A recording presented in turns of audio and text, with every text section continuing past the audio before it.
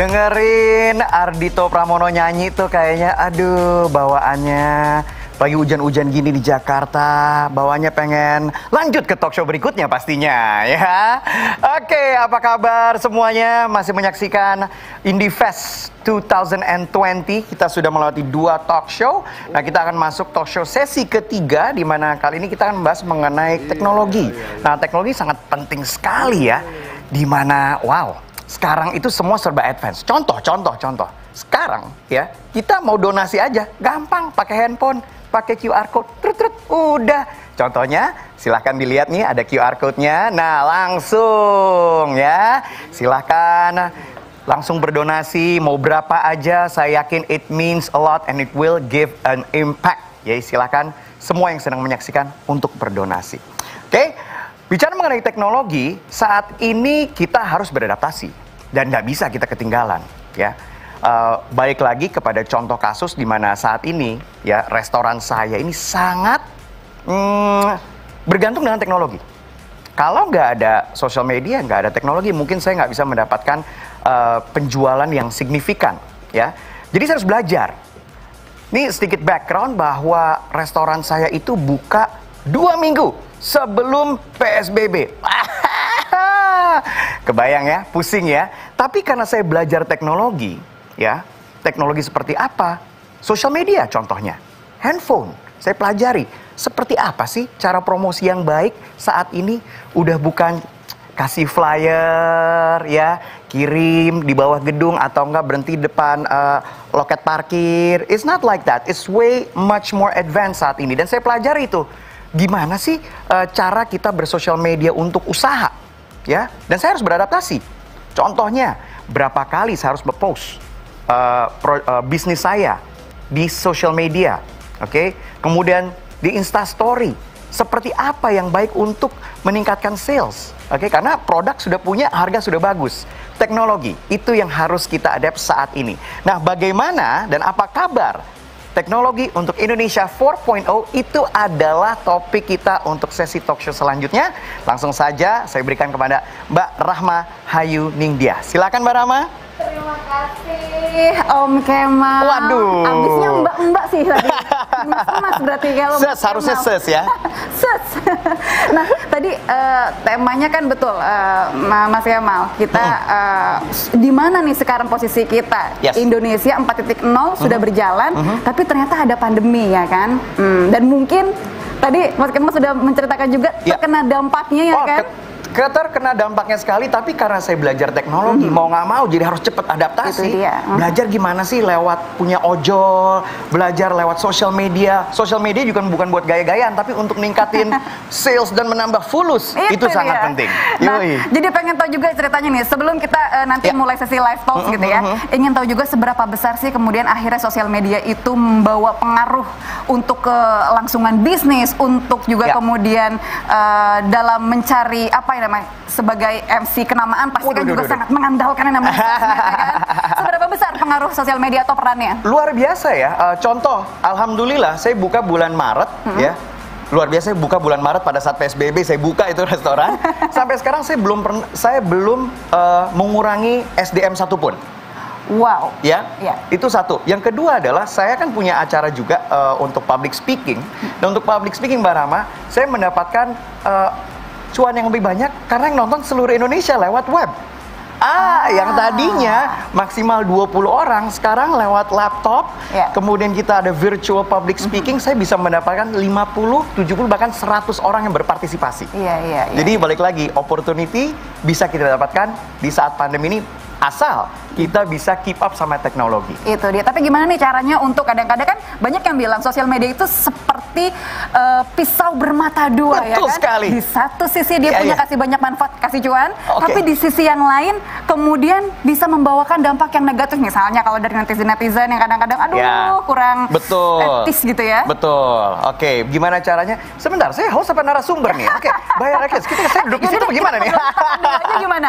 Kita ngobrolnya tahan dulu aja gimana? Boleh. boleh. Karena sekarang kita mau masuk ke sesi live talks ya. Siap, silakan, Thank you silakan. banget Mas Kemal. Baik, selamat sore pemirsa IndiFest 2020 ya. Di sesi live talk kali ini seperti nanti bisa disampaikan oleh rekan saya Kemal, kita akan membahas seputar teknologi. Nah, kalau misalnya masih ada yang ingat berkaitan dengan ini, tepat pada 4 April 2018 lalu Presiden Republik Indonesia Bapak Joko Widodo menetapkan bahwa yang namanya agenda Making Indonesia 4.0 ini menjadi salah satu agenda nasional. Hal ini sebetulnya merupakan respon dari disrupsi teknologi digital yang semakin masif. Nah, untuk membahas ini, kita sudah menghadirkan narasumber. Yang pertama ada Menteri Koordinator Bidang Kemaritiman dan Investasi, Bapak Luhut Binsar Panjaitan. Kemudian hadir pula Staf Khusus Presiden Republik Indonesia, Putri Tanjung. Dan Direktur Utama Petrosi, Bapak Hanifah Indrajaya. Baik, langsung saja di sesi awal, saya ingin menyapa terlebih dulu Menteri Koordinator Bidang Kemaritiman dan Investasi, Bapak Luhut Binsar Panjaitan. Selamat sore, Pak Luhut. Sore. Nah, Selamat ini sore. dia. Pak Luhut, apa kabar? Baik. Alhamdulillah, seger terus nih Pak Luhut ya, meskipun semakin Terima kasih. banyak yang harus dikerjakan. Iya, Pak Luhut, Ya. terima kasih sudah meluangkan waktunya untuk bergabung di IndiFest 2020. Topik kita sekarang ini Pak Luhut adalah apa kabar Indonesia 4.0. Nah, kita tahu kalau ini sudah berjalan 1,5 tahun sejak Presiden menetapkan ini sebagai agenda nasional, tapi kemudian ada pandemi COVID. Nah, berkaitan dengan ini, kami mohon kesediaan Pak Luhut untuk memberikan keynote speech terkait hal itu. Silakan Pak Luhut. Ya, saya mulai aja dengan slide saya. Ya, Assalamualaikum warahmatullahi wabarakatuh. Ini kalau kita lihat, saya mau coba memberikan gambaran agak utuh semua sedikit mengenai transformasi ekonomi melalui Making Indonesia 4.0. Ini kalau kita lihat perubahan dunia akibat teknologi dan globalisasi, kita lihat di slide ini itu terjadi. Ya, jadi yang kiri itu resiko dunia semakin terkoneksi akibat globalisasi. Kemudian keterbukaan perdagangan Amerika dengan RT ini, kalau kita lihat Tiongkok itu udah ngontrol 36% dari ekonomi dunia, sehingga dia merajai perdagangan dunia ini. Retail online juga mulai menggantikan retail offline. Ini juga yang kita sekarang kejar. Kita kan ada 61 juta itu UMKM. Kita mau coba supaya masuk itu semua online. Sekarang baru 11 juta yang masuk. Kemudian ketegangan politik yang semakin meningkat di berbagai negara. Kalau kita lihat seperti ini, itu terjadi memang ya dalam ini perebutan pengaruh lah kalau kita lihat di sini, dengan Amerika dengan Tiongkok, dan juga bagaimana pengaruh India di sana. Nah, Korea semenanjung Korea, Jepang. Nah, Indonesia mainkan peran penting karena kita pada posisi garis silang. Nah, itu pada South China Sea yang menjadi masalah. Jadi Indonesia tuh kalau dilihat besarannya kan ada Cina, India, Amerika, sudah itu Indonesia untuk jumlah penduduk. Jadi market kita itu 273 juta, itu angka yang sangat besar. Nah, kalau kita lihat dalam 20 tahun terakhir terjadi pergeseran penyediaan barang global dari Amerika Serikat menuju RT. Ini tahun 2000, Anda lihat yang merah Tiongkok, tadi sebelumnya yang biru itu Amerika 2005, makin masuk Tiongkok 2010 begini, 2018, dan sekarang ini 2019 ini sudah gini. Beberapa negara seperti Prancis, Austria, Greenland, Zimbabwe, Central Amerika, Republik kembali didominasi oleh Amerika Serikat. Ini juga pertikaian perebutan pengaruh sebenarnya ini. Nah, ini yang menjadi isu yang sekarang perlu kita amatin. Nah, perang dagang Amerika RT ini juga mempengaruhi sebagian besar negara dunia. Kalau Anda lihat US tariff and Chinese import, China tariff and US import. Kemudian efek dagang perang kalau kita lihat juga, ini juga tereskalasi juga karena COVID-19. Nah, efek perang dagang ini kalau kita lihat ada winners losersnya ini. Jadi dua-dua sebenarnya ada rugi. Nah, aplikasi efek COVID-19 ini juga trade diversion juga kita lihat di situ, banyak perdagangan tersendat. Dan relokasi industri, kekhawatiran berbagai negara akan terlalu tergantung produk RRT, membuat relokasi industri dari RRT. Itu satu isu yang harus kita selesaikan. Jadi kita sekarang hidup di antara dua kekuatan itu. Nah, sementara itu terjadi pandemik. Nah, apa strategi kita menghadapi pandemik ini? Sekarang kita jalanin, kita mengedepankan satu penerapan protokol kesehatan di hulu, saya sebut itu, yaitu tadi kita tahu lah cuci tangan, masker, jarak, segala macam ini. Nah, di sini lakukan operasi justisia, ya, dan juga terus menerapkan protokol kesehatan di usaha besar. Sekarang kita mulai lakukan testing, tracing. Itu jalan. Jadi orang yang kita udah testing, tracing, masuk, dia di karantina pusat.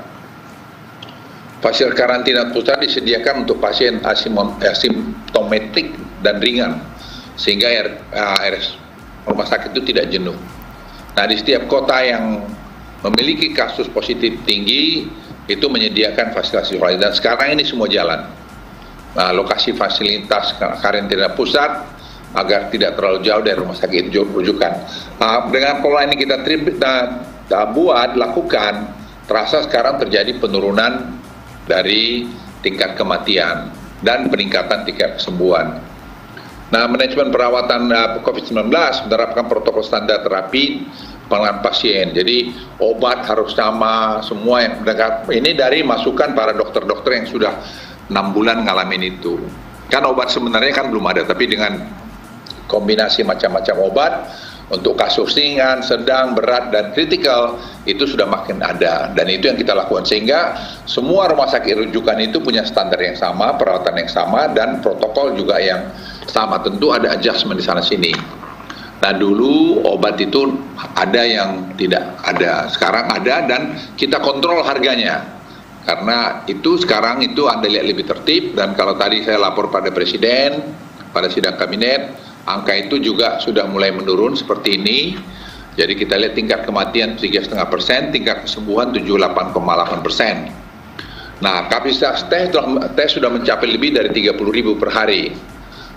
Jadi ada kasusnya itu 4.060, tidak apa-apa. Yang penting tingkat kesembuhannya juga lebih tinggi ke depan ini. Nah, ini yang saya lihat selama 2 minggu terakhir ini membaik. Tapi kita waspadai nanti libur panjang, karena pengalaman yang lalu libur panjang itu akhirnya memotong apa yang sudah kita capai. Nah, sekarang di Eropa untuk Anda ketahui itu 40% second wave itu lebih besar daripada waktu yang lalu. Fokus penanganan dilakukan di 6 provinsi yang berkontribusi terhadap 65 kasus. Sebenarnya itu ada 8, 9, kadang-kadang 10. Jadi itu kita tanganin. Bali misalnya juga termasuk kita tanganin. Dan sekarang ini semua membaik. 33 provinsi memiliki tingkat kesembuhan lebih dari 50%. Dan sekarang ini juga terus membaik ke atas, dan yang masih kurang Jambi, Sumatera Barat ini juga kita kejar lagi supaya tingkat kesembuhannya lebih cepat. Nah, PMI industri pengolahan mulai membaik, tetapi PMI jasa masih bervariasi. Ini Purchasing and Manufacturing Index ini yang ada, kalau Anda lihat slide ini, manufacturing dan services. Ini kemarin drop semua, sekarang kita lihat sudah mulai ada rebound. Kemudian pertumbuhan ekonomi melambat semester 1, tapi kemudian kontraksi semester 2, dan semester 3 juga saya kira membaik, mungkin menjadi ya minus 2 sekian persen. Dan kita berharap, tadi saya lapor diskusi sama LPS, mereka meramalkan mungkin minus year on year mungkin ya minus 0, sekian persen. Jadi menurut saya masih bagus. Kalau kita bandingkan dengan negara lain, misalnya ini ada kita lihat beberapa negara, misalnya apakah Singapura, Amerika, semua itu juga masih indeksnya itu juga negatif tinggi. Nah, 6 sektor kontribusi pada PDB mengalami perlambatan. Ini saya kira Anda lihat yang merah ini, itu memberikan kontribusi besar dari perlambatan PDB kita. Nah, sekarang saya masuk pada Indonesia 4.0. Revolusi industri dalam peradaban manusia, kalau kita lihat itu akhir abad ke-18, 20, awal tahun 70 dan saat ini. Nah, ini memang berkembang terus semua teknologi ini. Artificial Intelligence, yaitu teknologi AR 4.0, Advanced Robotics, dan terus ini juga berkembang terus teknologi ini. Nah, Indonesia perlu mengejar ketertinggalan dalam adaptasi industri 4.0. Kalau Anda lihat kita di bawah ini, nomor 2 dari bawah, ini planning pace-nya juga masih menurut saya jauh dibandingkan seperti Jerman, Amerika, Inggris maupun Tiongkok. Jadi ini sekarang yang menjadi upaya kita untuk ngejar. Kita tidak bisa berhenti begini, tapi memang kita sendiri harus kompak. Nah, kita dalam negeri kadang-kadang membicarakan yang tidak perlu dibicarakan, habis energi kita, padahal semua berjalan baik. Karena ini setelah saya birahi-birahi politik yang tidak yang tidak paham. Jadi yang membuat itu pun menurut saya juga nggak jelas juga ini orang, lagi kadang susah gini masih demo-demo lagi.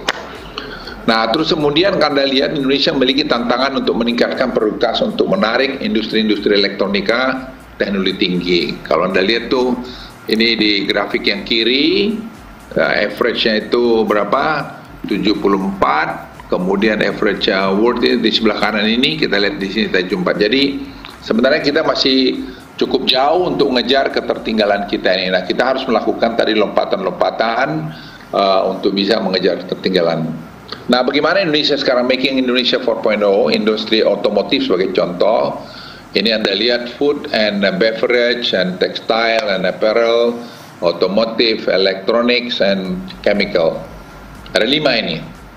Nah, kita ambil coba otomotif. Ini otomotif untuk 4.0, kita akan mendorong industri tadi nikel ore itu sampai pada lithium baterai, sehingga mobil listrik itu menjadi nanti unggulan kita setelah tahun 2023-2024. Nah, ini komponen-komponen kita semua ada. Kita punya nikel ore, kita punya copper, kita punya bauxite. Itu nanti menjadi bagian-bagian daripada industri elektrik vehicle kita. Nah, supply chain material logam dan paduan logam dan hulu ke hilir seperti Anda lihat di slide, terutama Anda yang masih muda, inilah mimpi itu. Jadi kita punya nilai tambah ya dari mineral processing, metal extraction and refining, semi fabricated parts, manufacturing, product assembly. Dan ini sekarang sedang jalan. Kita dulu hanya mining aja terus ekspor. Jadi nggak ada value added. Sekarang ini value added. Jadi teknologi kita dapat, kemudian pajak kita dapat, nilai tambah kita dapat, dan seterusnya. Jadi itu yang berpuluh-puluh tahun kita hilang. Nah, Presiden Jokowi ini minta kita lakukan. Nah, seperti hilirisasi industri nikel, kalau Anda lihat sekarang, ini kita ingin yang sebelah kanan ini. Sekarang dalam perjalanan ke situ. Dulu kita hanya nikel ore yang sebelah kiri. Sekarang kita sampai nih, sulfide ore, laterite ore, dulu di situ. Sekarang kita udah mulai bergerak sampai ke kanan, stainless steel, baterai lithium, baterai chemicals, nickel alloy. Kemudian ekspor untuk itu kita tunjukkan satu angka pada Anda. Kalau dulu mobil itu selalu lebih tinggi di ekspornya daripada iron steel, tahun 2020 ini sudah kelihatan bahwa iron steel itu baja besi itu lebih tinggi, dan kita pikir tahun ini akan bisa dekat 10 miliar dolar. Dan ini baru satu bagian, belum kita bicara daripada bagian yang lain. Nah, untuk Anda yang lebih muda lagi, Anda supaya tahu Indonesia ini kaya, ya. Seperti ini Anda lihat slide ini, kita punya semua. Memang Australia lebih banyak, tapi cost dia untuk mengambil di tengah-tengah lebih mahal. Nah, kita harus sepakat, kalian yang lebih muda harus sepakat bahwa harus ada value added. Jadi Anda berbisnis pun jangan hanya berbisnis untung seketika, harus ada value added ke depan. Nah, itu yang perlu saya bilang, Anda sebagai anak muda harus punya integritas untuk membangun Indonesia ke depan ini. Jangan Indonesia ini jadi pelengkap penderita. Hanya karena kamu dapat uang untung sedikit, kamu korbankan masa depan Indonesia yang lebih bagus. Nah, prospek mitra pengembangan ekosistem baterai listrik ini sudah jalan. Jadi saya ketemu mereka semua ini. Kemarin di UNAM saya ketemu dengan CATL. CATL itu akan investasi nanti dengan perputarannya dengan Huayo, itu akan mungkin kira-kira dekat 20 miliar dolar. Tapi sekarang sudah mereka kemarin tanda tangani 4,6 miliar dolar di sana. Dan ini juga LG Chem juga kita minta juga masuk, karena dia juga ada nanti masuk Hyundai di Indonesia. Jadi semua ini mereka lihat. Kadang-kadang kita tidak tahu bahwa kita itu sakti. Jadi kita membuat diri kita jadi dibodohin aja. Kalian yang muda jangan gitu. Tapi saya titip, Anda juga jangan melacurkan profesionalismemu hanya untuk seketika. Kamu harus juga lihat ke depan. Ya. Boksit sekarang sudah ada di Bintan dan akan diperbesar itu sampai kepada nanti baru sampai primary ingot, sampai nanti electrical extraction pipe dan foil. Ini sampai pada badan pesawat terbang. Ini sekarang sedang berjalan ya di wire rod, ada billet dan semua ini di di Bintan. Jadi kita punya tadi nikel ore di Sulawesi dan WDP, kita punya juga di WDP nanti smeltering untuk untuk copper, dan di Bintan kita punya smelter untuk tadi boksit, dan kemudian kita punya B30, jadi kelapa sawit yang kita convert menjadi menjadi B30. Nah, ini saya hanya berikan contoh pengolahan boksit menjadi aluminium ingot. Ini punya nilai tambahnya seperti ini. Jadi kalau Anda berbisnis, lihatlah angka-angka ini. Dari boksit, alumina, aluminium ingot, ini semua angka ini menurut hemat saya itu juga angka yang bagus untuk Anda pelajari. Kemudian produk tanah turunan dan smelter tembaga, smelter nikel dapat digunakan industri lithium baterai. Itu misalnya asam sulfatnya. Ini dulu tidak pernah kita begini, jadi semua kita hanya ekspor aja. Sekarang smelter tembaga ini punya nilai tambah, jadi biji tembaga, biji nikel, Anda lihat di bawah ini, kita satukan di sinilah nanti bisa ada produksi lithium baterai. Tadi saya dengan Presiden, saya laporkan bahwa kita bisa kerjasama nanti di WDB, Halmahera Tengah itu, antara nanti Inalum dengan Singsang, dengan Hanwha dari Korea Selatan untuk bikin lithium baterai tadi, dan juga dari Prancis, perusahaan dari Prancis tadi itu. Jadi ini tadi yang sudah lihat. Jadi kamu yang muda harus berpikir ke depan. Jadi jangan bisnis yang seketika aja, harus bisnis yang terus value added ke depan. Sehingga kalau tadi tembaga ini jalan dan juga tadi biji nikel ini jalan, kita akan bisa nanti buat handphone apa semua itu akan terjadi di Indonesia karena kita sudah masuk dalam global supply chain tadi.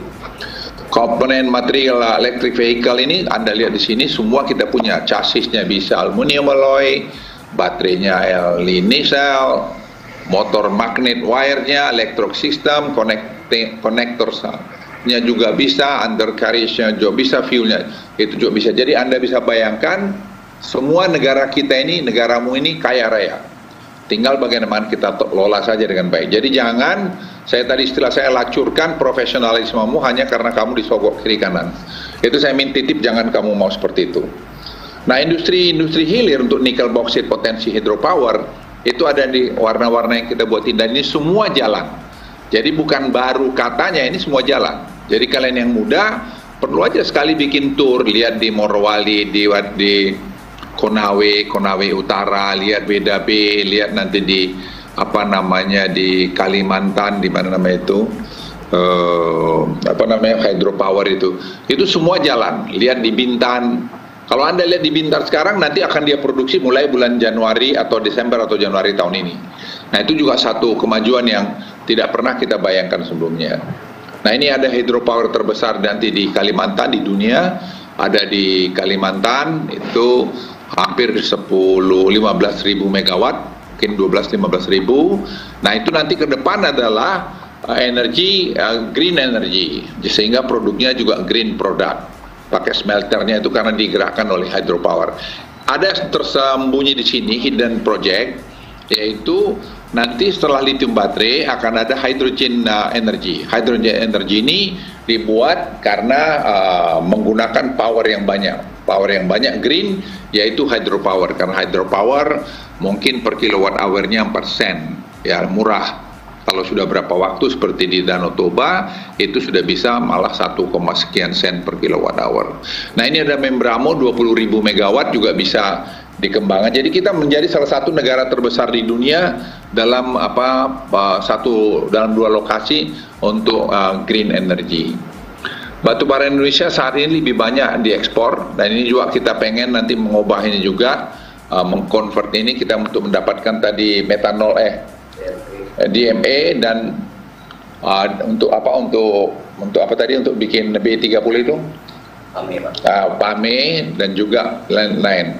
Nah, pohon hilirisasi batu bara metanol, saya maksudnya batu DME dan metanol ini pohon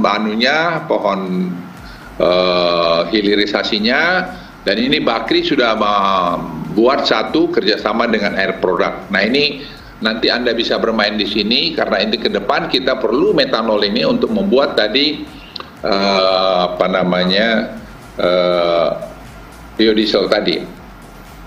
Hilirisasi batu bara menjadi DMA sebagai substitusi LPG dapat mengurangi impor energi sebesar 40 triliun. Jadi kita Indonesia ini nanti akan bicara pada penghematan, efisiensi. Jadi seperti sovereign wealth fund tadi yang kami bicara, saya masuk sedikit situ, sudah hampir jadi. Kita akan chip in di sovereign wealth fund itu kira-kira 5-6 miliar dolar. Nah nanti dari situ kita akan orang masuk, ya saya kira bisa mungkin 15 miliar dolar. Tapi kalau kita chip in lagi nanti perusahaan-perusahaan kita yang strategis dari BUMN ke dalam, itu adalah nanti bisa membangun infrastruktur kita tanpa menggunakan APBN lagi. Karena kalau kita dapat bisa sampai 30 miliar dolar, kita leverage kan 90 miliar dolar. 90 miliar dolar kamu nggak bisanya pakai apa gitu. Jadi semua infrastruktur kita akan kita bangun. Jadi akan membuat perusahaan-perusahaan kita ini sebenarnya jadi BUMN-nya jadi perusahaan-perusahaan yang kredibel karena manajemennya jadi manajemen yang transparan. Ini status rencana investasi hilirisasi batu bara seperti ini. Anda lihat di slide ini, coal to methanol di Kalimantan, dan seterusnya. Kemudian, nah ini ketersediaan dan kebutuhan lulusan S1 D3 teknik. Saudara-saudara sekalian, kita suka marah, bilang nggak pakai orang asing. Lagi kita kurang orangnya ini. Ini dari UI nih, dari dekan. Anda lihat itu angka-angkanya itu. Kita kekurangan yang bidang teknik. Yang banyak kita itu political science. Ya bukan saya merendahkan political science. Kita bikin bikin baja itu bukan pakai political science, pakai ilmu teknologi ini. Nah itu kita kurang selama ini berpuluh tahun tidak ada. Nah di chart yang tadi, yang slide nomor berapa tuh? Sekarang ini ya slide nomor 30. Itu kita sudah buat semua sekarang itu di situ ada politeknik. Di Morowali politeknik yang bagus, di WDAP kita bangun, di Bintan kita bangun.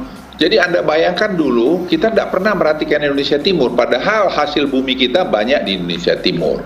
Sekarang itu kita kerjain. Kemudian kalau Anda lihat lagi sekarang kita kebutuhan tenaga kerja vokasi menurut industri seperti ini, dan kita perlu membangun lagi lebih banyak industri-industri vokasional, industri-industri yang membutuhkan vokasional yang ditrain. Welder kita mana punya yang cukup? Training itu nggak ada. Anda berpikir yang tinggi-tinggi aja, pikiran di bawah-bawah ini, yang tinggi itu nggak akan ada kalau di bawah ini nggak ada. Nah itu sekarang semua sedang kita kerjaan. Nah diagram institusi pendukung politeknik ini sekarang sudah jalan. Dosennya dari mana? Anda mungkin kaget. Ya ada yang dari TB, UI dan segala macam. Kenapa bisa? Lah perusahaan itu dia bayar gajinya bagus, ya dia maulah ngajar situ 20 hari sebulan dia di sana dan berikan ilmu sehingga kualitas pendidikan itu tempat praktiknya bagus, itu juga akan bermutu. Industri dan perguruan tinggi harus berkolaborasi dalam pengembangan SDM yang handal. Ini yang kita kurang selama ini. Kita hanya omong, tapi sekarang kita bikin model di Morowali, bikin model di di Konawe Utara dan juga di WDAP. Nah, sebagai penutup, dengan jumlah tes yang meningkat, serta pengetatan protokol kesehatan, kemampuan Indonesia mengendalikan COVID-19 semakin baik. Ini saya kira kita buktiin, walaupun saya dikritik orang karena saya bukan ahli epidemiologi, tapi ya jalan kok sekarang ini. Jauh lebih bagus dengan strategi kita tadi. Yang bantu saya kan juga anak-anak muda juga, umur 30 tahun, 35. Mereka yang membantu saya merancang ini semua. Kedua, langkah-langkah untuk membatasi penyebaran COVID menyebabkan penurunan permintaan agregat dan berkurangnya aktivitas masyarakat. Ini juga sekarang berjalan dengan bagus. Kita makin disiplin saya lihat masyarakat kita karena tahu bahayanya. Ketiga, kondisi geopolitik yang global yang tidak stabil, perlambatan ekonomi global. Indonesia perlu transformasi ekonominya agar menjadi kompetitif dalam persaingan global. Nah ini sebabnya kita datang dengan Omnibus. Nah Omnibus ini membuat kita betul-betul jadi kompetitif. World Bank mengasih apresiasi, Fitch, Moody's kasih apresiasi situ. Orang yang tak jelas saja yang tidak apresiasi terhadap ini. Memang ada kurang pemerintah, sosialisasinya mungkin kurang gencar waktu itu. Tapi tidak adalah pemerintah yang pengen bikin rakyatnya sengsara, tidak mungkin itu. Keempat, salah satu sektor yang dikembangkan Making Indonesia 4.0, sektor otomotif, terutama electric vehicle. Kita harus menjadi salah satu pemain besar dalam electric vehicle. Kita ini sebenarnya kalau mau dibilang, ya Jepang itulah 95% mobil di Indonesia mobil Jepang. Sekarang kalau kita bikin semua mobil listrik ini kan teknologinya agak susah. Yang susah kan lithium baterainya. Kalau yang mesinnya saya tanya dari TB, dari mana, UGM semua bisa bikin. Jadi kita akan bisa maju dengan membuat industri hilirisasi yang kompetitif di ranah persaingan global. Kita pasti bisa dalam ini. Itu saja dari saya. Terima kasih. Kalau ada mau pertanyaan, saya persilakan. Baik, Pak Luhut, seperti yang Bapak bilang tadi kan mewujudkan Making Indonesia 4.0 itu kan tidak bisa hanya pemerintah. Jadi masyarakat semua harus bergerak. Nah, supaya kita semua bisa masing-masing mengambil peran, Pak. Kira-kira aspek apa saja yang perlu kita tingkatkan untuk mewujudkan Indonesia 4.0 ini? Satu itu menurut saya teknologi ya, pendidikan kita harus mengarah ke sana. Yang kedua, keinginan kita semua. Jadi kita jangan habiskan energi kita mikir-mikirin perbedaan aja. Habis energi kita itu, banyak saya lihat bicara yang nggak perlu-perlu. Nah sekarang kalau kita fokus, orang semua bicara sudah bagaimana efisiensi, bagaimana profesionalisme, bagaimana kualitas pendidikan. Orang bicara gitu. Kita masih bicara perbedaan inilah, perbedaan itulah, demo yang nggak tahu di demo apanya. Dan repotnya lagi kalau saya beritahu itu, banyak orang-orang mantan pejabat-pejabat, kata pangkatnya tinggi-tinggi, mikirnya nggak tahu kemana tuh. Jadi membuat kita bisa tersendat majunya. Baik, terima kasih banyak Pak Luhut atas kesediaannya hadir untuk Indifest 2020 pada sore hari ini. Sehat selalu ya Pak Luhut ya. Terima kasih. Terima kasih banyak Pak, selamat sore. Baik.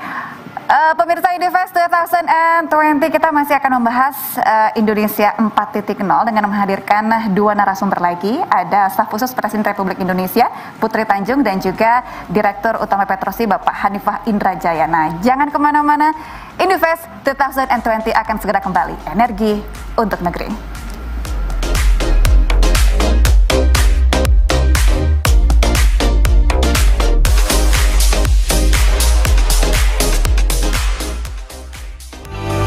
Bersama lebih dari 8.000 anak bangsa dengan ragam budaya, kami membangun negeri.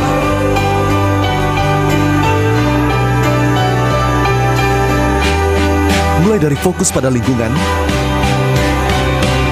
hingga visi sosial untuk membangun masyarakat Indonesia yang cerdas, sehat, dan mandiri. Kami ciptakan lapangan kerja, mendorong pembangunan ekonomi, serta terus perkuat toleransi nasional. Komitmen kami untuk terapkan tata kelola perusahaan yang baik, memastikan operasional berjalan secara transparan, adil, dan penuh integritas. Penuh integritas, kami bekerja. Wujudkan energi untuk negeri. 20 tahun Indika Energi. Energi untuk negeri.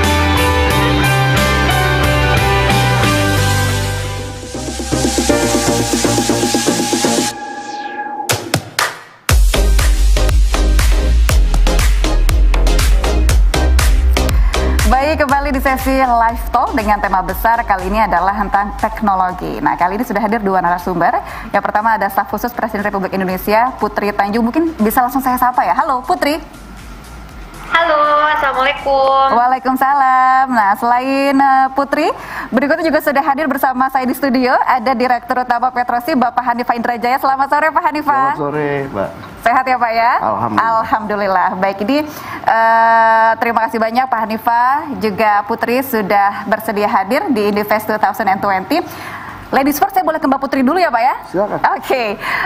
Mbak Putri, ini kan kita berbicara soal industri 4.0 ya, upaya untuk mewujudkan Indonesia 4.0 ini kan terus berjalan meskipun di tengah pandemi begitu.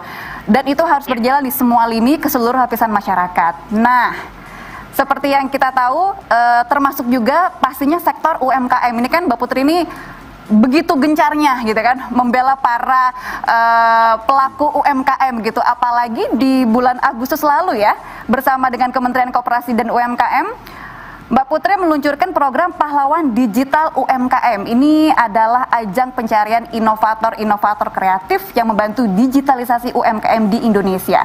Mbak Putri, sebetulnya apa tujuan utama program Pahlawan Digital UMKM itu?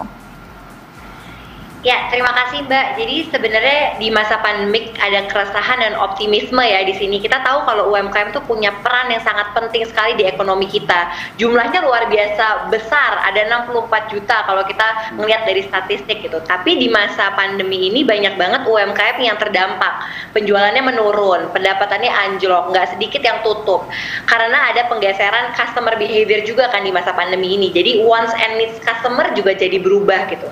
Nah, di tengah suasana yang serba sulit, saya juga melihat banyak UMKM yang ternyata bisa bertahan, bahkan penjualannya meningkat karena mereka bisa terhubung dengan ekosistem digital. Nah, tapi masalahnya baru sekitar 10-11 juta UMKM yang terhubung dengan ekosistem digital.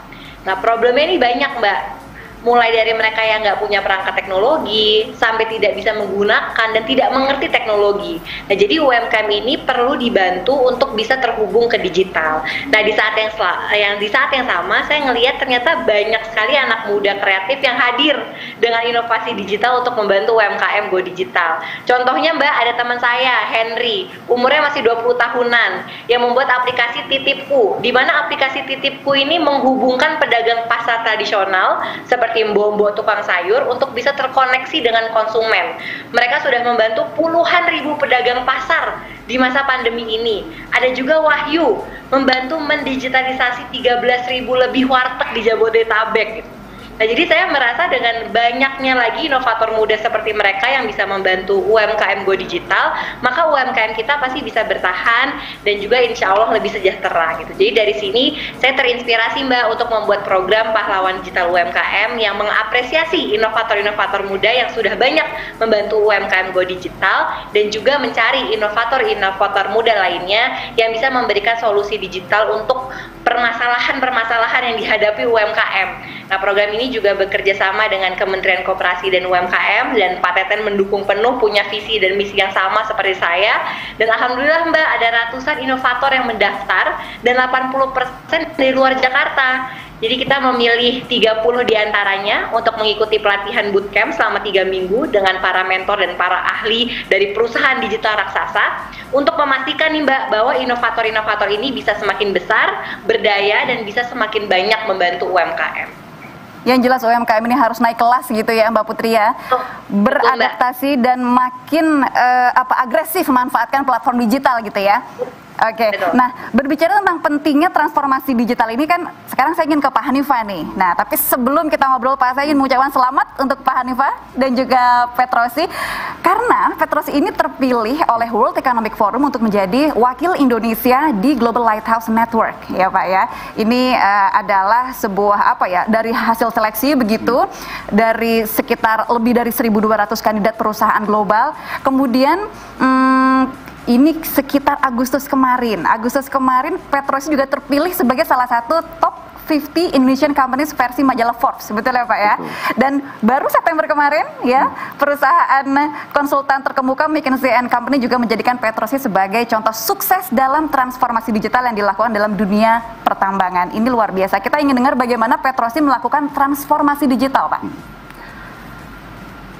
Mungkin transformasi itu kita tidak pernah mentransform organisasi, apalagi mentransform satu perusahaan. Sebenarnya yang kita transform adalah manusianya. Dan mentransformasi manusia itu adalah, kembali lagi, yang kita transform yang utamanya adalah mindsetnya. Jadi kalau kita berhasil untuk melakukan transformasi, sebenarnya keberhasilan itu adalah keberhasilan dalam hal menyentuh aspek manusianya. Dan menyentuh aspek manusia itu sebenarnya yang paling utama itu kita yakin nggak kita bisa menjawab why, kenapa kita harus transformasi. Dan keyakinan itu benar-benar harus mendalam, karena dalam suatu organisasi yang besar kita harus bisa bicara dalam berbagai bahasa operator, alat berat misalnya, bahasanya supervisor, bahasanya manajer, bahkan sampai bahasa di level director. Berbagai macam bahasa, berbagai macam konteks. Kalau kita tidak yakin betul dengan why-nya, kita tidak punya jawaban yang pasti dengan why-nya, itu agak susah. Akan ada istilahnya cognitive dissonance, ketidakcocokan.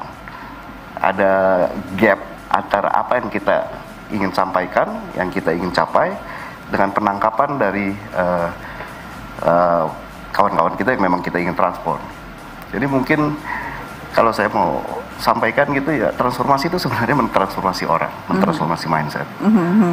Menarik nih. Nah, kemudian kalau misalnya kita berbicara soal transformasi itu kan, kalau bayangan saya Pak, bukan sesuatu yang mudah gitu untuk dilakukan. Tantangannya Pak, yang harus kemudian diatasi itu apa saja? Waktu kita gelar transformasi digital kita sebut namanya Project Minerva. Mungkin nanti saya akan jelaskan secara terpisah mengenai Project Minerva itu. Itu sengaja kita pilih proyek yang paling sulit. Dari sisi operasional it's a nightmare, dari sisi logistik luar biasa rumitnya. Dari sisi performance terus terang salah satu yang performance-nya terburuk. Dari sisi remote terpencil, yang paling terpencil. Dari sisi infrastruktur, dari yang paling tidak tersedia. Yang lebih menarik lagi, demografi dari kawan-kawan kita yang ada di proyek itu. Rata-rata itu sudah 20 tahun bekerja di industri tambang. Rata-rata pendidikannya itu SMA, bahkan banyak yang di bawah SMA. Dan kalau saya bisa berhasil di sini, artinya kita bisa berhasil mentransform atau men-switch hal yang sebenarnya lebih hakiki dari satu transformasi ini. Salah satu pembelajaran yang kita dapat dari transformasi digital ini adalah aspek teknologinya meskipun rumit, meskipun perlu satu loncatan, karena gapnya memang terus terang sangat besar. Tapi ternyata aspek manusianya itu jauh lebih rumit, jauh lebih jauh lebih mendasar, jauh lebih esensial. Kembali lagi kita di top management gitu yakin gitu, let us address, mari kita benahi gitu masalah yang paling mendasar dulu, yaitu masalah mindset, masalah keyakinan gitu, the belief gitu, the trust sama the faith bahwa ini adalah jawaban untuk pertanyaan yang tadi saya sampaikan di awal gitu, why-nya, kenapa kita harus transform. Kalau semua udah yakin kenapa kita harus transform, saya rasa itu satu hal yang niscaya. Selama kita ada keajekan gitu ya, tidak ada dissonance, tidak ada istilahnya perbedaan antara apa yang kita lakukan dengan apa yang ingin kita capai, saya rasa itu jauh lebih mudah. Baik, kita akan lanjut ngobrol lagi nih Pak, ini semakin seru. Nanti sama Mbak Putri juga kita akan lanjut ngobrol, tapi kita harus jeda dulu. Masih akan ada Putri Tanjung dan masih ada Bapak Hanifah Indrajaya. Indofest 2020 akan segera kembali, energi untuk negeri. Usai jeda.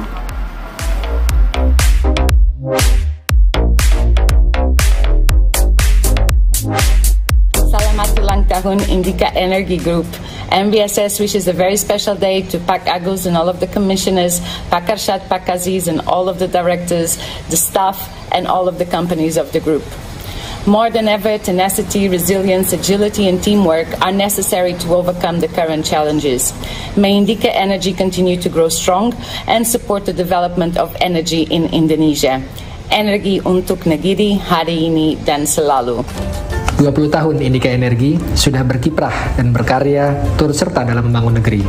Sapiens sebagai one of the new members in the family mengucapkan selamat ulang tahun kepada Indica Energy yang ke-20. Sapiens siap mendukung Indica Energy di bidang teknologi informasi dengan semangat kolaborasi memperkuat Indica Energy dalam menghadapi masa depan yang penuh dengan tantangan besar. Pergi bekerja ke gedung mitra, jangan lupa pakai masker dulu. Selamat ulang tahun Indica Energy tercinta, sukses dan berjaya selalu.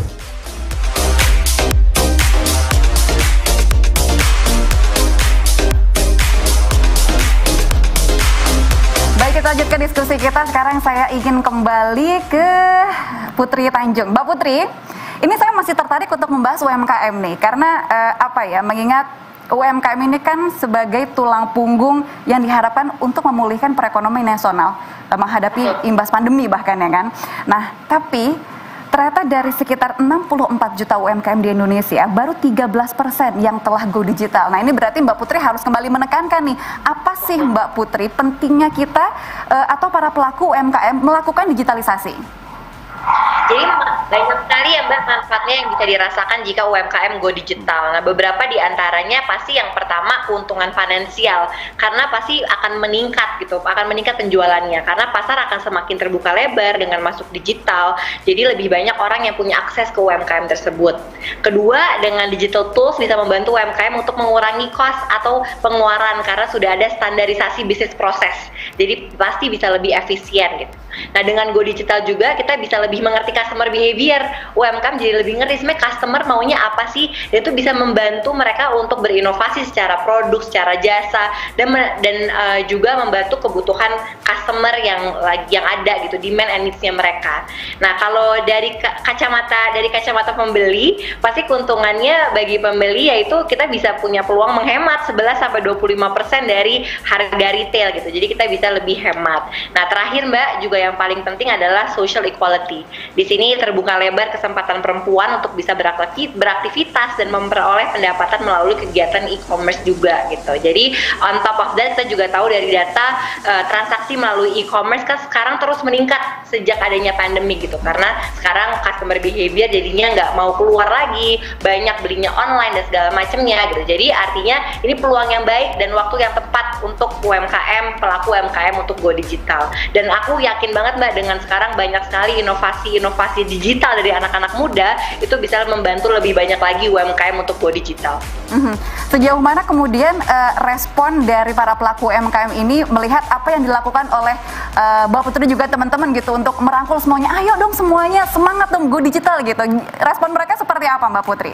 Mbak, respon mereka sangat luar biasa ya Mbak. Kita bisa lihat dari inovator-inovator yang menjadi inspirasi saya juga yang selama ini membantu UMKM di lapangan. Itu banyak sekali UMKM di lapangan yang punya semangat yang luar biasa untuk bisa dibantu untuk go digital. Nah, makanya itu sebenarnya kita memerlukan nih Mbak, lebih banyak lagi inovator-inovator muda yang mau terjun ke lapangan, membantu UMKM untuk go digital. Karena anak-anak muda lah yang punya akses juga ke digital, punya akses juga dengan teknologi, dan bisa membantu para UMKM untuk go digital. Karena luar biasa sekali Mbak, semangat UMKM di lapangan tuh sangat luar biasa. Dan kemarin juga sekarang semakin banyak lagi inovator-inovator yang membuat inovasi untuk membantu UMKM, dan secara data udah membantu banyak puluhan ribu UMKM juga Mbak, satu aplikasi. Jadi semangatnya itu sudah sangat luar biasa, dan menurut aku yang paling hebat lagi adalah mindset UMKM-nya sih Mbak. Mindset di mana mereka harus berubah dan mereka harus mau adaptif, mau agile dengan adanya perubahan zaman. Wah, ini kayak sefrekuensi juga nih sama Pak Hanifah ya, soal mindset sebetulnya ya. Nah, sekarang saya ingin ke Pak Hanifah. Melanjutkan yang tadi Pak Hanifah, mengapa sih Petros ini merasa perlu untuk menerapkan digitalisasi? Seperti yang kita tahu, ini kan sebetulnya bukan comfort zone-nya dunia pertambangan, digitalisasi itu. Gimana Pak? Betul sih, itu tuh betul sekali gitu. Kalau contohnya kita itu menambang sekarang dibandingkan dengan waktu awal Petrosi berdiri tahun 72, jadi hampir setengah abad sebenarnya. Tidak mudah dari sisi umur organisasi. Waktu kita mulai dulu sama sekarang, cara menambang itu nggak beda. Padahal waktu itu kalau nggak salah tahun 72 itu terakhir Project Apollo ya. Device kita itu, smartphone kita itu, computation powernya yang di smartphone kita itu jauh lebih besar dari bahkan seluruh computation power yang dipakai di program Apollo. Bisa dibayangkan, teknologinya sudah loncat, cara kita menambang masih sama. Jadi memang gapnya jauh sekali gitu, jauh sekali. Ini untuk menggambarkan gitu bahwa ruang untuk improvement itu masih sangat lebar. Sebenarnya Project Minerva atau digitalisasi kita ini sebenarnya respons dari Petrosi, dari apa yang kita lihat, apa yang sedang, dan apa yang akan terus terjadi di industri yang kita geluti. Kalau kita melihat gitu, secara kolektif kita lihat, memang ada seismic shift gitu, ada pergeseran yang sangat fundamental dari industri itu sendiri, baik dari sisi demand maupun dari sisi supply. Jadi memang dunia itu berubah, dan if anything itu pandemik ini adalah hanya mengakselerasi. Jadi waktu kita melihat itu, kita tahu bahwa kalau kita tidak melakukan apa-apa, cepat sekali perusahaan Petrosi juga tidak besar. Cepat sekali kita akan menjadi tidak relevan. Begitu kita tidak relevan di dalam satu industri,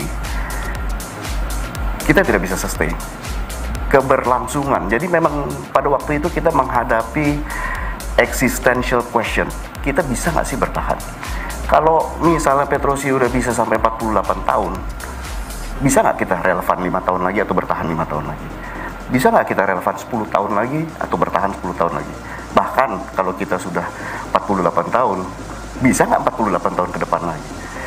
Jadi itu sebenarnya adalah respons dari apa yang kita lihat terjadi di industri ini. Karena industri memang bergeraknya cepat sekali. Dan Minerva itu sendiri sebenarnya kan singkatan. Tuh, di sini saya share sedikit ya. Itu Mining Engineering Advanced Analytics. Dan pemilihan namanya itu kita putar otak gitu, kita ngobrol sana sini kutak-atik gitu. Minerva itu sebenarnya dari mitologi Romawi. Itu versi Romawi dari Dewi Athena. Jadi di mana Dewi Athena itu atau Dewi Minerva itu adalah Dewi wisdom, knowledge, dan juga strategi perang. Dan alter egonya kalau dia lagi mau datang ke manusia dan memberikan ilham itu dalam bentuk burung hantu. Jadi kalau kita lihat di dunia pendidikan tuh sering pengetahuan atau wisdom itu dalam bentuk burung hantu. Gitu. Kita sering melihat itu. Gitu. Jadi sebenarnya dari situ, dan kita tahu betul gitu loh, bahwa untuk kita bisa tetap relevan, we have to know more. Kita lihatlah dari semua perubahan ini ada hal-hal yang tidak bisa directly atau immediately kita influence. Tapi ada hal-hal yang bisa directly dan immediately kita influence untuk memastikan kita tetap relevan atau kita tetap bertahan. Kalau kita lihat di Petrosi, it's simple lah. Operational excellence. Nomor 2 adalah cost effectiveness. Ketiga adalah return on invested capital. Karena kita memang sangat capital intensive bisnisnya. Kalau kita bisa pastikan 3 ini kita bisa lebih dari yang lain, saya rasa apapun juga yang terjadi, kita akan tetap bisa relevan. Dengan begitu kita akan tetap bisa bertahan. Mungkin itu. Jadi ini hanya sekedar respons saja, kita melihat goncangan yang luar biasa di industri ini, dan bagaimana kita merespons, ya akhirnya kita balik melihat diri kita sendiri. Iya, gitu. Kita harus adjustable juga ya Pak ya, harus sangat adaptif. Oke, sekarang saya mau ke Mbak Putri lagi nih. Sekarang kalau dari sisi Mbak Putri sebagai seorang entrepreneur muda nih ya, nah menurut Mbak Putri, apa yang perlu dilakukan para inovator muda nih untuk kemudian bisa berkontribusi lebih dalam mewujudkan Indonesia 4.0 Mbak? Oke, Mbak, jadi saya percaya banget bahwa anak muda Indonesia berperan sangat penting ya untuk mendukung digitalisasi di Indonesia gitu. Saya melihat para inovator muda ini mempunyai entrepreneurship mindset dan kreativitas yang sangat luar biasa. Karena dengan mempunyai entrepreneurship mindset, kita bisa melihat peluang dan menciptakan peluang gitu. Jadi kita bisa melihat masalah-masalah yang ada di Indonesia dan memberikan solusi atas permasalahan tersebut dengan menciptakan satu inovasi. Jadi sangat penting mempunyai entrepreneurship mindset and creativity. Nah, inovator muda itu juga harus tangguh Mbak, karena membuat inovasi itu tidak mudah dan butuh proses dan perjalanan yang panjang. Jadi kita harus punya niat yang kuat, karena pasti akan gagal berkali-kali, pasti akan nggak bisa sekali semua instan bisa langsung sesuai gitu. Jadi kita harus punya niat yang kuat dan juga terus bergerak gitu. Nah, salah satu kuncinya yang aku rasakan juga kolaborasi Mbak, jadi kunci yang sangat penting. Nah, di era sekarang kita nggak bisa menang dan besar sendiri, kita butuh kolaborasi untuk saling berkembang dan juga saling membesarkan. Dan salah satu yang paling penting adalah terus belajar. Apalagi kan sekarang di era digital sekarang semakin banyak kelas-kelas webinar untuk pembekalan, untuk mempertajam skill kita, memberi insight dan juga networking gitu. Jadi itu mungkin beberapa yang saya bisa highlight Mbak, punya entrepreneurship mindset, kreativitas, tidak takut berinovasi dan harus bisa menghargai proses karena semua nggak ada yang instan. Kolaborasi menjadi hal yang sangat penting, dan yang paling penting adalah juga jangan gampang puas dan terus belajar. Ada sesuatu atau ada kendala terbesar nggak sih Mbak Putri mungkin yang kemudian ditimbulkan oleh pandemi ya, khusus untuk spesifik sebagai imbas dari pandemi gitu? Ada nggak sih kesulitan yang kemudian akhirnya timbul, dan sekaligus kita juga pengen tahu bagaimana cara mengatasinya? Ya Mbak, kalau saya pribadi sebagai entrepreneur pasti ada downnya juga Mbak, karena kan saya juga perusahaannya di bidang agency sama creative event, di mana semua eventnya adalah offline. Nah, gara-gara pandemi, jadi semua offline event harus kita transformasi menjadi digital gitu. Jadi pasti pertama awal-awal shock. Nah, tapi menurut aku pandemi ini tuh kita sebenarnya bisa melakukan banyak transformasi Mbak. Pertama adalah transformasi business model, karena kita sekarang tadi juga udah dibilang juga bahwa customer behavior sama needs pasti berbeda gitu, shifting in customer behavior. Jadi kita bisa memperbaiki juga our business model. Yang kedua, kita harus tahu nih secara di lapangan, di masyarakat lagi butuhnya, needs-nya apa, gimana caranya kita bisa memberikan solusi gitu. Jadi kalau dari aku pribadi yang paling waktu itu permasalahan terbesar adalah dari business model, karena kan waktu itu business modelnya tidak siap dengan kondisi yang sekarang nih, cara jualannya, cara marketingnya dan segala macam. Nah, jadi gara-gara pandemi kita jadi ada forced digitalization, which is I think is very good.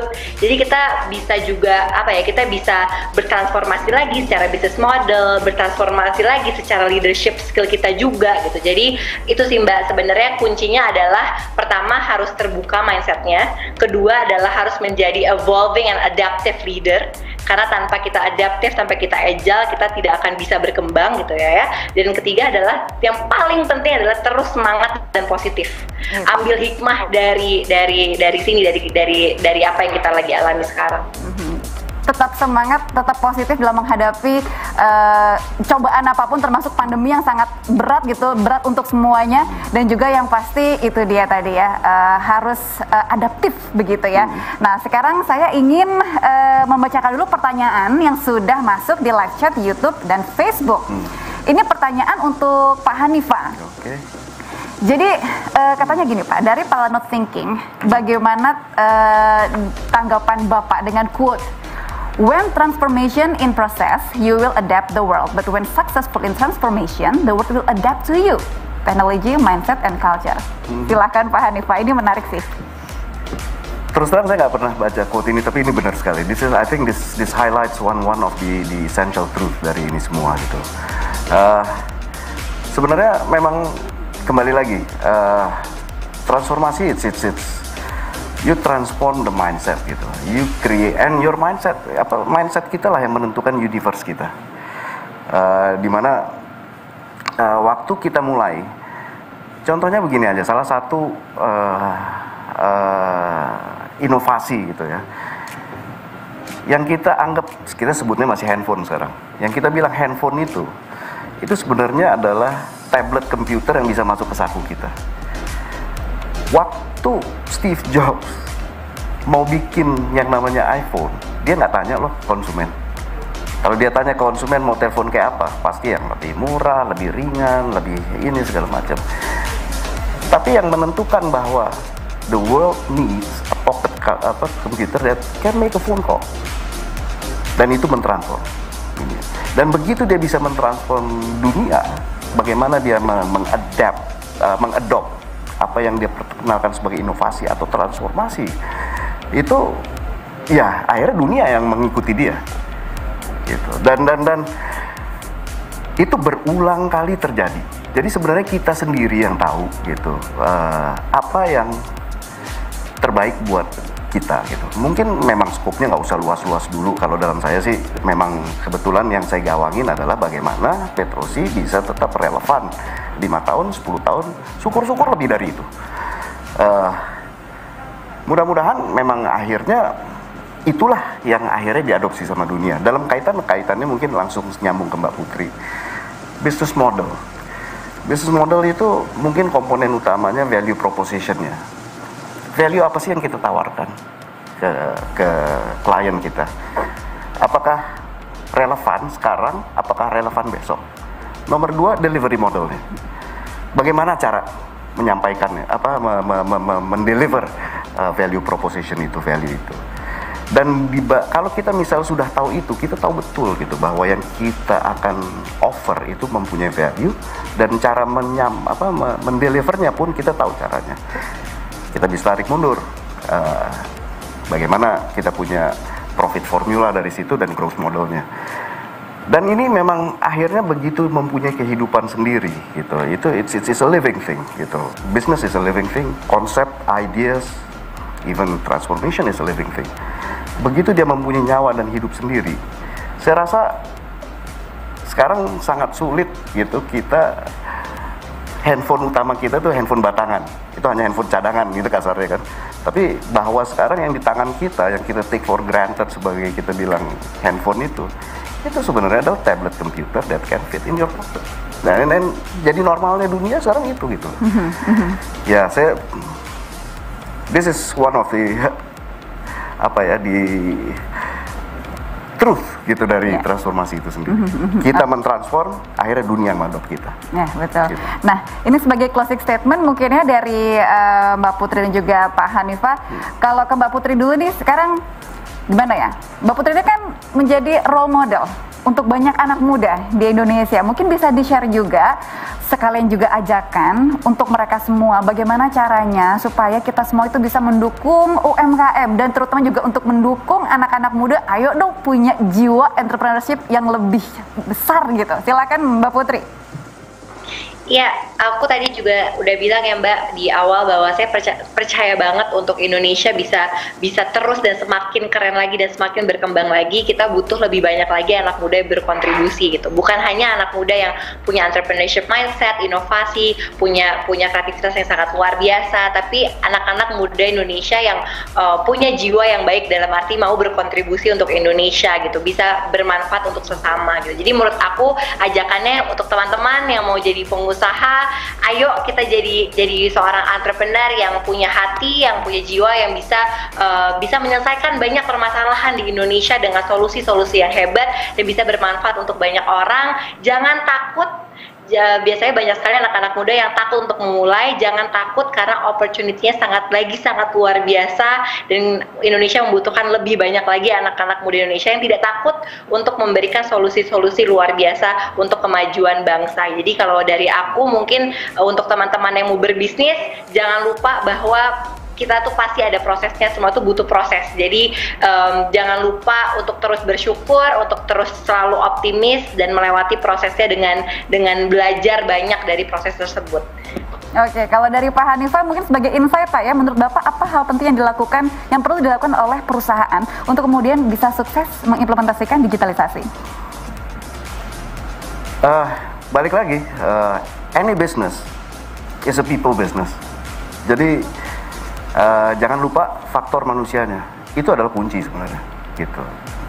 Either dalam hal transformasi digital or otherwise, itu adalah manusianya.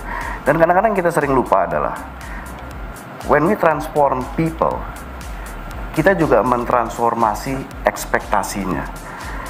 Nah, itu adalah satu hal yang benar-benar kita harus siap. Apakah kita siap untuk menjawab tuntutan aspirasi yang sudah transform itu? Karena orang yang sudah melihat the possibilities dari transformasi digital ini, itu juga ekspektasinya luar biasa. Itu ekspektasinya luar biasa. Siap nggak kita untuk tetap bisa mendeliver apa yang di-expect oleh kawan-kawan kita gitu, dalam kondisi di mana mindsetnya sudah sangat berubah gitu. Itu kadang-kadang yang perusahaan itu lupa, karena transformasi itu kalau kita bilang hanya satu fase, itu cepat sekali kehilangan gregetnya gitu, dan itu akan unravel cepat sekali.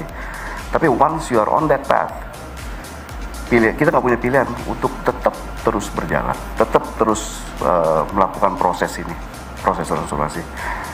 Jadi it's a binary choice, you transform or you don't. And once you transform, you just cannot stop. Itu dia Pak. Memang tidak boleh ada kata berhenti ya Pak ya. Transformasi itu nggak ada ujungnya. Nggak ada ujungnya. Baik, terima kasih banyak Pak Hanifah. Terima kasih juga Mbak Putri tadi sudah bergabung bersama kami di IDFest 2020. Nah, sekarang saya ingin mengingatkan ke pemirsa nih semuanya nonton IndyFest 2020, kalian bisa ikutan kuis untuk mendapatkan hadiah yang menarik. Nah, caranya gampang, posting keseruan kalian saat nonton IndyFest di Instastory atau Twitter. Nah, sertakan ucapan selamat ulang tahun yang ke-20 untuk Indika Energy. Jangan lupa mention juga ya @indika.energy, kemudian @netmediatama dan 3 teman kalian, lalu gunakan hashtag IndyFest 2020, oke, 2020. Nah, kalian bisa memenangkan smartwatch, kemudian voucher PCR test dan juga voucher uang elektronik bernilai jutaan rupiah. Ini menarik sekali. Ayo ikutan yuk, karena pemenangnya akan dibacakan oleh Slang di acara konser energi untuk negeri jam 7 nanti malam. Baik. Kalau begitu, sekarang saya harus kembalikan dulu ke empunya acara. Ada Bapak Kemal di sebelah kanan saya. Aduh, empunya acara udah kayak dari sini dari tahun 100 tahun yang lalu ya. Iya, benar juga. Terima kasih banyak. Sama-sama, Rahman terima kasih, Pak Hanifah terima kasih banyak ya. Tapi luar biasa tadi insight yang kita dapat ya. Bisnis model harus bisa bertransformasi ya Rahma ya. Jadi memang kita harus adaptasi dengan melihat bisnis opportunity apa. Bisnis kita masih bisa jalan nggak? Bisa, tapi caranya yang berbeda. Oke. Baiklah, jangan lupa untuk charity. Tadi saya lihat angkanya, wow. Awalnya masih berapa, bahkan kurang dari 400, sekarang udah 431. Luar biasa. Dan ini masih dibuka ya, charity Gerakan Swap and Save Indonesia. Donasi yang terkumpul akan diberikan kepada saudara-saudara kita yang membutuhkan agar bisa melakukan tes PCR secara gratis. Caranya sangat mudah, ada QR code. Nah, salah ini dia. Nah, di sini langsung pakai handphonenya masukin angkanya. Tadi Mbak Rahman juga barusan 70 juta barusan ya. Yes, wah luar biasa ya. Nanti juga akan ada hadiahnya banyak, ada smartwatch, ada tes PCR gratis. Itu nanti begitu dapat yang nyolok saya sendiri. Oh enggak. Akan ada yang profesional. Oke, kita akan masuk ke sesi talk show yang terakhir dengan narasumber yang gak kalah keren, dengan topik yang gak kalah seru. Tapi setelah yang satu ini saya kembalikan kepada Ardhito Pramono. Sikat bro!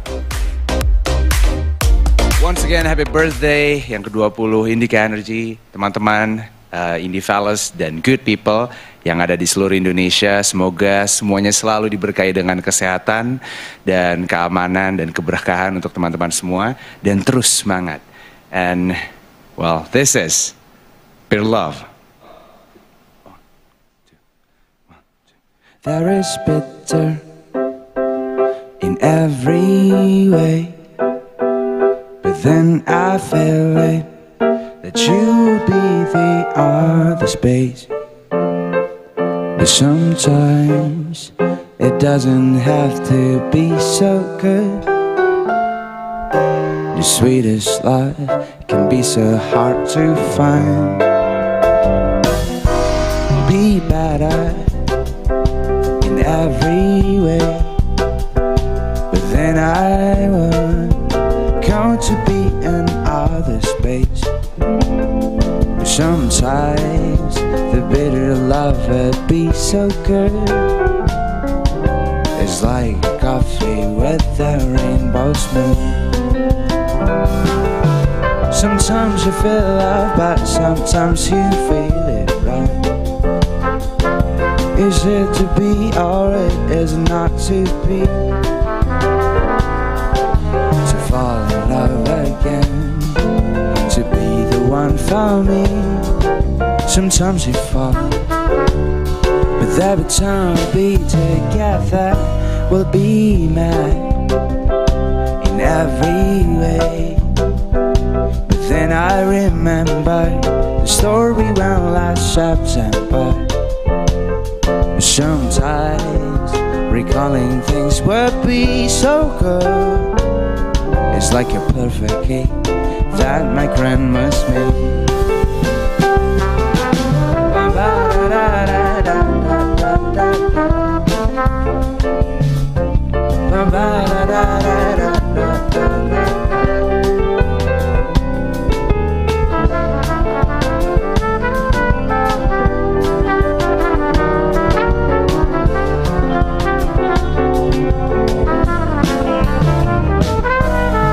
Sometimes you feel love, but sometimes you feel it right. Is it to be or it is not to be? fall in love again, to be the one for me. Sometimes you fall, but every time we'll be together, we'll be there in every way. But then I will go to be in other space. Sometimes the bitter love will be so good. It's like coffee with a rainbow. It's like coffee with a rainbow. It's like coffee with a rainbow's moon.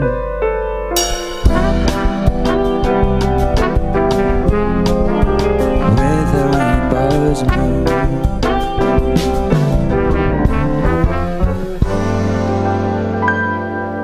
With the rainbow's moon.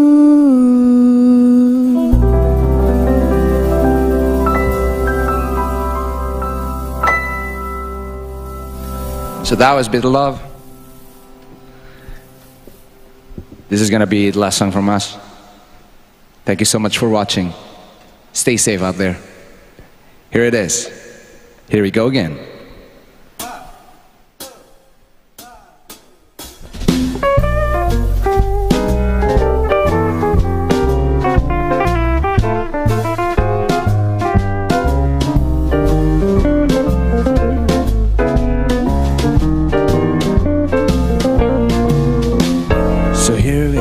Again, I kiss a girl again, and suddenly it must come to an end.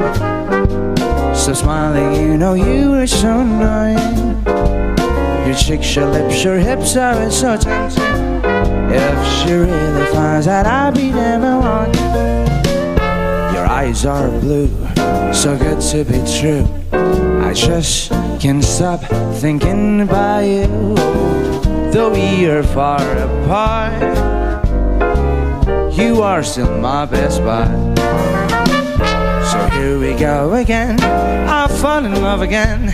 Please don't tell that we're gonna be friends. Your love is sweet as honey in the spring. Romantic places, you will be the queen. This time that you will always in my dream.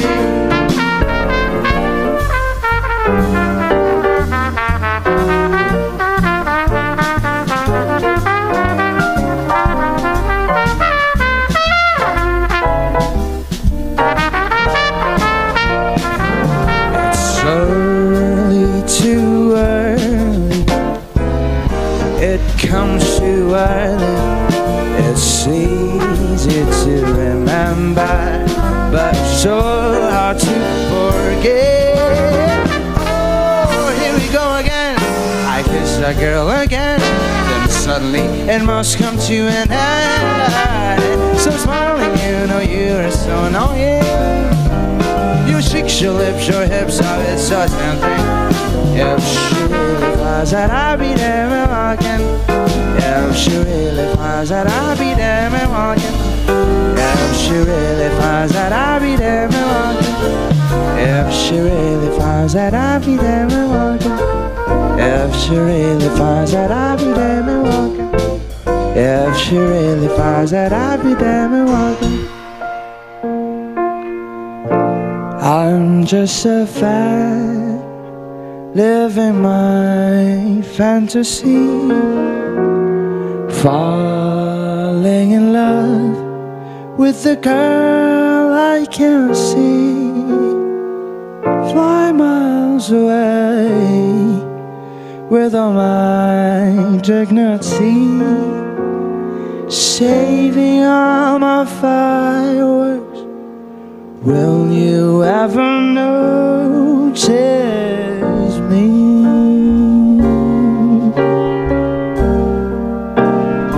Will you ever notice me?